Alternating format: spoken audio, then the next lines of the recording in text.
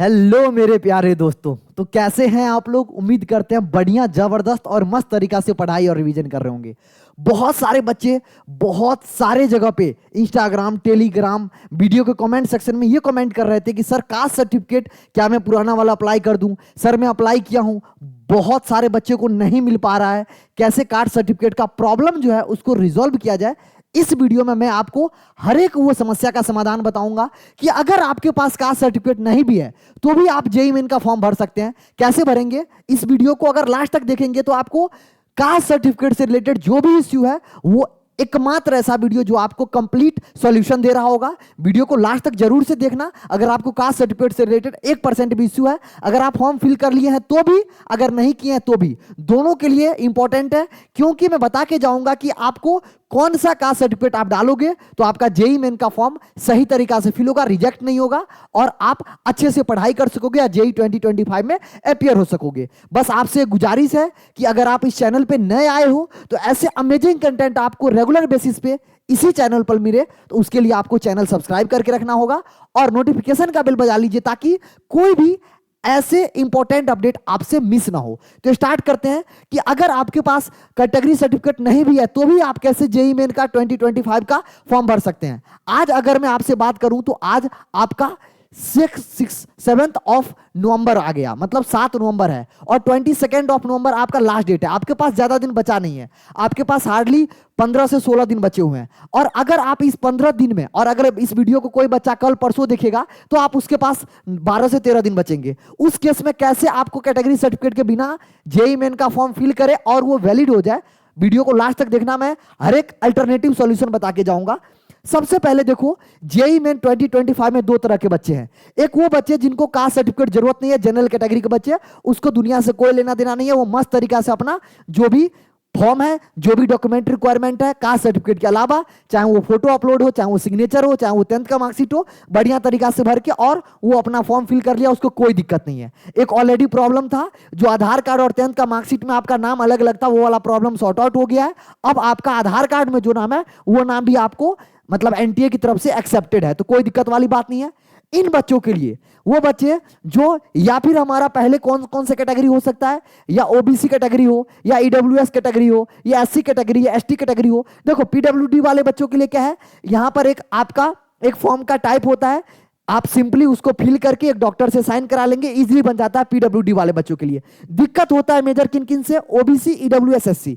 और देखो उन बच्चों के लिए जेईई 2025 में क्या रिक्वायरमेंट है, आप जब फॉर्म फिल कर रहे होंगे तो आप कुछ मेजर चीज आपसे मांगा जाएगा। क्या क्या मांगा जाएगा? सबसे पहले आपको बोलेगा कि कैटेगरी सर्टिफिकेट का आईडी बता दो। जब भी आपको कैटेगरी सर्टिफिकेट मिलता है, कैटेगरी सर्टिफिकेट जब भी आपको अलॉट होता है, उस समय आपको एक आईडी नंबर दिया जाता है कि आपका ये आईडी है, ये आपका, इस आईडी के थ्रू आप पहचाने जाते हो कि आप कौन सी कैटेगरी से बिलोंग करते हो। तो वो आईडी नंबर मांगा जा रहा है। उसके बाद आपको कैटेगरी सर्टिफिकेट का इश्यू डेट, कौन सा डेट में आपका ये कैटेगरी सर्टिफिकेट बना है वो डेट मांगा जा रहा है। उसके बाद कौन सा अथॉरिटी, चाहे वो आप मतलब कौन सा ब्लॉक लेवल पे बना रहे हो, या डीएम लेवल पे बना रहे हो, या स्टेट लेवल का है, या सेंट्रल लेवल का है, मतलब जो भी लेवल के, जो भी अथॉरिटी ने आपको ओबीसी या एससी एसटी ईडब्ल्यूएस सर्टिफिकेट आपको अलॉट किया, उस अथॉरिटी का नाम आपको, तो ये 3 चीजें आपसे मांगा जा रहा है जब आप फॉर्म फिल कर रहे होंगे। तो अब देखो, अब बच्चे को करना क्या चाहिए, व्हाट टू डू, आपको क्या करना, ये आपका प्रॉब्लम है जो आपको सॉल्यूशन में देके जा रहा हूं। देखो सबसे पहले आप अर्जेंट बेसिस पे, अगर अभी तक आप अप्लाई नहीं किए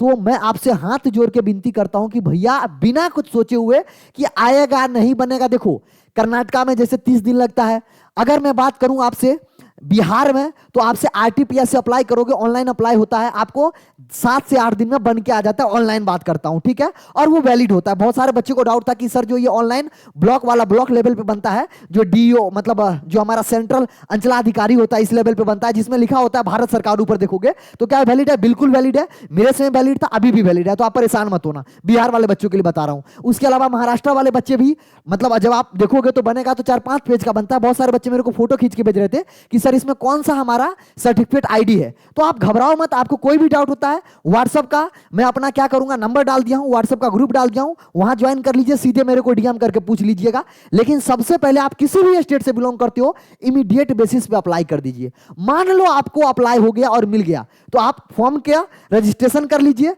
एप्लीकेशन फॉर्म में उस सेक्शन के अलावा बाकी का जितने सेक्शन है सबको फिल करके रखिए। 22 नवंबर से पहले पहले मतलब 20 नवंबर 19 नवंबर के आसपास अगर मिल गया तो ठीक, अगर नहीं मिला तो मैं दूसरा केस बताता हूं। अगर मिल गया ऑनलाइन ऑफलाइन जैसे भी हो, आप क्या करो, सबसे पहले फॉर्म को फिल कर दो, मतलब इसके लिए अप्लाई कर दो, किसके लिए, कास्ट सर्टिफिकेट के लिए। और ये आप लास्ट के 3 से 4 दिन का वेट करेंगे। इसीलिए अभी बहुत सारे बच्चे ना 2 लाख भी अभी एप्लीकेशन फॉर्म नहीं भरे गए हैं। आप समझ सकते हो कितने बच्चे वेट कर रहे हैं कास्ट सर्टिफिकेट के कारण। तो ये इंपॉर्टेंट बात है, अप्लाई कर दो, वेट करो। बाकी के सारे सेक्शन फिल करके रखो, फोटो आईडी सिग्नेचर वगैरह सारे फिल करके रखो अच्छे से, ताकि लास्ट मोमेंट पे आपको ज्यादा टाइम लगे। उसके बाद अगर आपके पास ओल्ड एज का कोई सर्टिफिकेट है, पुराना सर्टिफिकेट है जो 2022 2021 2023 2024 में बना हुआ है, आप क्या कर सकते हो, उसको यूज कर सकते हो। मान लो सबसे पहला चीज क्या करेंगे, सबसे पहला चीज तो हम ये कोशिश करेंगे कि हमको इसी बार बन के आ जाए, फ्रेश वाला बन जाए। अगर फ्रेश वाला नहीं बनता है तो आप जो पुराना कैटेगरी सर्टिफिकेट होगा उसको यूज कर सकते हो, कोई बुराई नहीं है। मैंने एनटीए से ऑलरेडी ऑफिस में बात किया है, उनका क्लियर मानना है अगर आपके पास पुराना सर्टिफिकेट है तो आप उसको फॉर्म में फिल करते टाइम पे इश्यू डेट, एप्लीकेशन आईडी और किस अथॉरिटी से है तो वो आप इसको यूज कर सकते हो। तो अगर आपके पास नहीं है तो आप पुराना वाला यूज कर सकते हो, अगर अप्लाई करने के बाद नहीं मिला तो। बट सर अप्लाई किए नहीं आया, सर मेरे पास ओल्ड वाला भी नहीं है, सर मैं पहली बार सर ओबीसी ईडब्ल्यूएस या एससी एसटी कैटेगरी के लिए अप्लाई करना चाहता हूं कास्ट सर्टिफिकेट और मेरा बन नहीं पाया, तो क्या करूं? ध्यान से समझो। आपको क्या करना है, अगर नॉट इश्यू हुआ टिल टाइम 22 नवंबर तक नहीं हुआ, देखो मेरे को चांस लगता है, मेरा इनर सोल क्या कहता है कि डेट एक्सटेंड होगा, मेरा इनर सोल कहता है डेट एक्सटेंड होगा। बट आपको इसके लिए वेट नहीं करना है। ये देखो, ये वर्स्ट सिचुएशन बता रहा हूं, मैं लिख दे रहा हूं यहां पर वर्स्ट सिचुएशन। भैया बहुत बुरा कंडीशन है बता रहा हूं। मेरा इनर सोल कहता है कि जो एनटीए का डेट है ना, ये डेट क्या होगा, बढ़ेगा। बट आप उसके लिए परेशान मत हो, आपका जो काम है 22 नवंबर से पहले पहले आप एप्लीकेशन फॉर्म फिल कैसे कर सकते हो वो समझो। अगर मान लो 22 नवंबर तक डेट एक्सटेंशन का कोई मतलब नोटिस नहीं आता एनटीए की तरफ से, तो आपको क्या करना है, ध्यान से समझेंगे। आप जो अप्लाई किए थे, आप जिस भी स्टेट में हो, आप जो अप्लाई किए थे उस एप्लीकेशन नंबर को अप्लाई करने वक्त एक हमारा एप्लीकेशन नंबर मिलता है। जब भी आप अप्लाई करोगे ना तो एक एप्लीकेशन नंबर मिलता है, या फिर आरडी नंबर बोल सकते हो, या फिर एक्नॉलेजमेंट नंबर मिल सकते हो। जैसे बिहार स्टेट से आप हो, आरटीपीएस में जैसे अप्लाई करोगे एक स्लिप मिलता है जिसको एक्नॉलेजमेंट स्लिप बोलते हैं, उस पर एक नंबर होता है, उसी नंबर को आप भर देना। ये कब कंडीशन, ये सबसे लास्ट में जब ये हो पाया, अगर आप अप्लाई किया आपको नहीं बन पाया, आपके पास पुराना नहीं है, तब लास्ट के बचे हुए 2-3 दिन में आप, अगर कोई एक्सटेंशन डेट नहीं आता है उस केस में आप क्या करेंगे, जो भी आपका एक्नॉलेजमेंट रिसिप्ट आपके मिला होगा उस नंबर को डाल देंगे, जिस डेट में आप एप्लीकेशन फॉर्म फिल किए हैं कैटेगरी सर्टिफिकेट वाला उसको डाल देंगे, और इस दोनों के अलावा प्रोसीड कर लेंगे। आप पूछोगे सर ऐसे क्यों करेंगे, मान लो मेरा फॉर्म रिजेक्ट हो जाएगा। मेरे लाला ध्यान से समझो, जेई 2024 का अगर आप ब्रोचर देखोगे उसमें क्लियर मेंशन है, अगर एक बच्चा मान लो कोई कास्ट सर्टिफिकेट अप्लाई किया और लास्ट टाइम पे वो प्रूव नहीं कर पाया कि हम पर्टिकुलर कास्ट से बिलोंग करते हैं, जैसे मैंने ओबीसी से हूं, अगर मैं ओबीसी भर दिया और ओबीसी का जो कास्ट सर्टिफिकेट है लास्ट मोमेंट पे नहीं दिया, तो I am treated as a general, तो कोई दिक्कत वाली बात नहीं है। अरे यार फॉर्म नहीं भरने से अच्छा है कि कम से कम ये तो डाल दे। अगर मान लो यार ये तो एक्सेप्ट कर लेगा, बाद में तुम्हारे पास एक प्रूफ तो रहेगा कि यार मैंने अप्लाई किया था, थोड़ी दिन बाद लेट लगा, इसमें एनटीए की भी गलती है। बट उनकी गलती की बजाय हम अपनी जो हम क्या कर सकते हैं उस पर ध्यान देंगे। तो हमने क्या बोला, जो भी आप अप्लाई करोगे उसमें एक्नॉलेजमेंट नंबर होगा या आरडी नंबर होगा, रिसिप्ट नंबर होगा, उस नंबर को आप फॉर्म फिल लास्ट टाइम पे बोल रहा हूं, पहले नहीं, लास्ट मोमेंट पे 19-20 के डेट के आसपास उसको फिल कर देंगे, एप्लीकेशन डेट उसको, और अथॉरिटी जिससे आप बनवा रहे हैं उसका नाम लिख के आप, मैंने लिख भी दिया, but do this in the last days, last moment 19-20 को करेंगे, 19 नवंबर और 20 नवंबर, इससे पहले नहीं करेंगे। हो सकता है इस तक एक्सटेंशन डेट जो बोल रहा हूं वो भी देखने को मिले, तो तब तक वेट करेंगे कि आप जो भी एप्लीकेशन फॉर्म फिल मतलब जो भी अप्लाई किया कैटेगरी सर्टिफिकेट के लिए वो आपके पास बन के आ जाए। अगर नहीं आ पाता है तो ये सॉल्यूशन है। अगर मान लो 1-2 चीजें हो सकता है, या तो वो एक्सेप्ट कर ले, एक्सेप्ट कर लेगा तो कोई अच्छी बात, मतलब बुराई वाली बात नहीं है, आपके पास कैटेगरी सर्टिफिकेट ऑलरेडी अप्लाई कर रखे होगे, वो आप दे दोगे प्रूफ के लिए। हालांकि 1 अप्रैल 2025 के बाद वाला ही जोसा काउंसलिंग में फिर से आपसे मांगा जाएगा, लेकिन अगर ये लोग आपसे फिर भी मांगेंगे तो आपके पास जो एक्नॉलेजमेंट नंबर या फिर रिसिप्ट नंबर के बेसिस पे आपके पास जो कैटेगरी सर्टिफिकेट होगा वो आप दे दोगे। अगर मान लो किसी कारणवश वो हमारा एक्सेप्ट नहीं करते हैं, कैंसिल करते हैं, तो you will be treated as a general. कम से कम आप जेई 2025 के फर्स्ट अटेम्प्ट में बैठ तो पाओगे, एग्जाम दे तो पाओगे, जनरल ट्रीट करके एज एग्जाम तो दे पाओगे। तो इसीलिए मैं कह रहा हूं ये सॉल्यूशन है कि अगर आपके पास नहीं भी मिल पाता है कैटेगरी सर्टिफिकेट तो आपको ये करना है, अगर आप पहले अप्लाई कीजिए, ओल्ड है तो ओल्ड वाले से यूज कीजिए। ये सॉल्यूशन है कि बिना, अगर आपके पास कैटेगरी सर्टिफिकेट नहीं भी होता है तो किस तरीका से आप आगे प्रोसीड कर सकते हैं। उम्मीद करते हैं ये एक छोटा सा इंफॉर्मेटिव वीडियो था जो आपको, बहुत सारे बच्चे को डाउट था जिसके कारण ये वीडियो लाया था, अब आपको क्लियर हो गया होगा। अगर फिर भी कोई भी डाउट हो तो आप मेरे को वीडियो कमेंट सेक्शन में कमेंट कर सकते हैं, मैं खुद आपको रिस्पॉन्स करूंगा। और इसके अलावा आप व्हाट्सएप कम्युनिटी पे ज्वाइन करके मेरे को व्हाट्सएप पे डीएम कर सकते हैं।